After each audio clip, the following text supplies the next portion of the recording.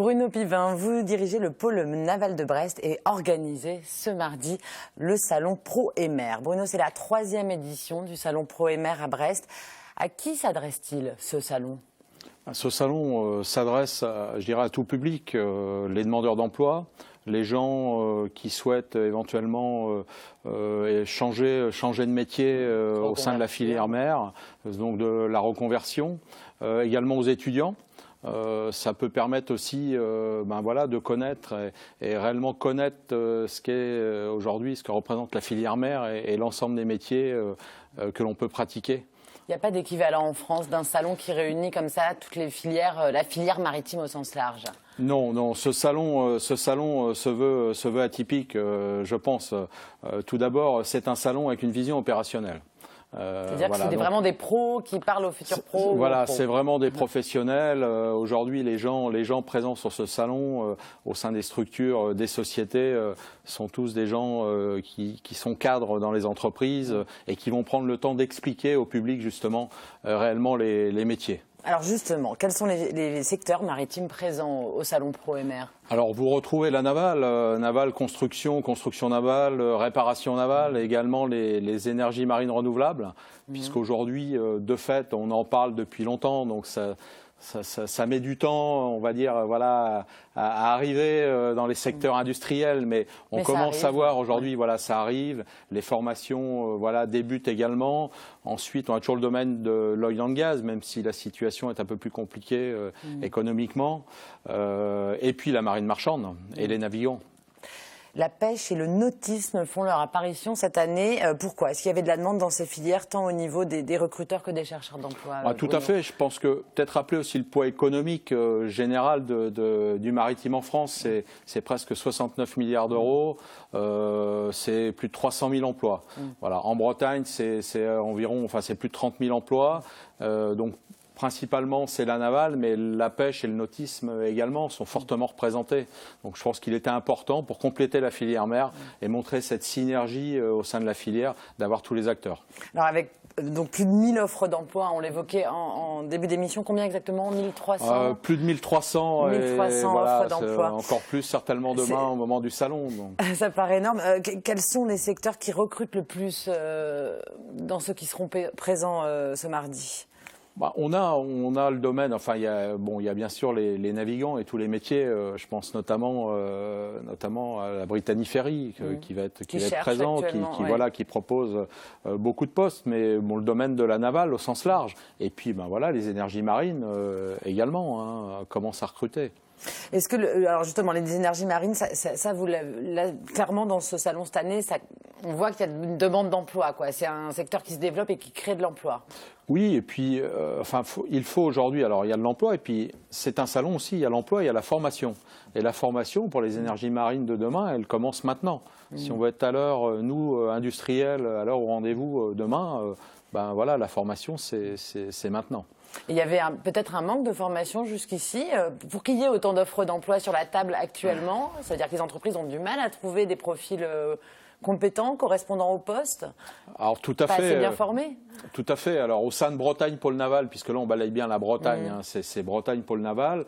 En 2013, nous avons décidé de créer ce salon suite aux échanges que nous avions entre adhérents avec toutes les difficultés de recrutement.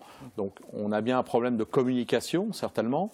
Donc il était important. On avait vraiment une volonté de faire connaître nos métiers et surtout les passerelles entre les différents métiers. Je pense que c'est important. On peut avoir des gens qui vont commencer un parcours dans la navale, partir comme navigants et revenir ensuite en construction et réparation navale. Enfin, il y a des liens qui se font entre tout. Il y a des liens et c'est important de les faire connaître.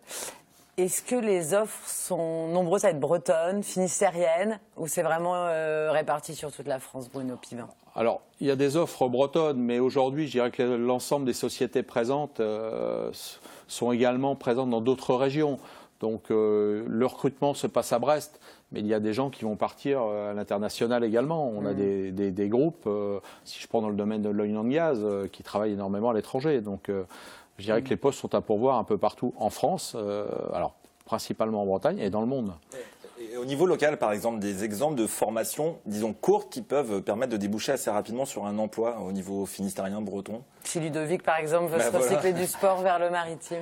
Écoutez, alors déjà un point important, on peut venir travailler dans la navale avec toutes sortes de diplômes. Je dirais que voilà, on peut commencer du CAP, CAP, BTS, voilà, ingénieur, doctorant. Mais donc des voilà, formations ça c'est important. spécifiques. Alors spécifique, on va retrouver les métiers de base. Alors cette année, dans les offres d'emploi, les plus de 1300 offres, on retrouve quand même les métiers historiques de la navale.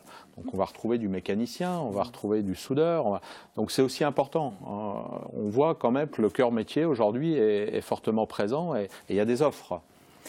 Des ateliers autour de la rédaction de CV, ça c'est tout au long de la journée, ce mardi au Quartz. Est-ce que c'est parce que vous avez constaté des difficultés pour les rechercheurs d'emploi, des métiers maritimes en tous les cas, à construire un bon CV?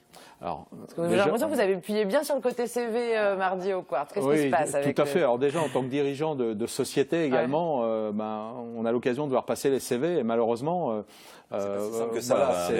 c'est pas simple. On n'arrive pas obligatoirement à découvrir l'éventuel talent ou les qualifications des gens. C'est compliqué de faire un CV. Qu'est-ce que l'on veut faire ressortir? Donc là, cet atelier CV, tout d'abord, c'est d'écouter la personne. Et puis, on va peut-être découvrir, je ne sais pas, des compétences dans le domaine, par exemple, de l'hydraulique qui ne sont pas marquées sur le CV. Donc, on va lui demander de mettre en avant ses compétences et éventuellement, on va même le guider pour aller voir telle ou telle société.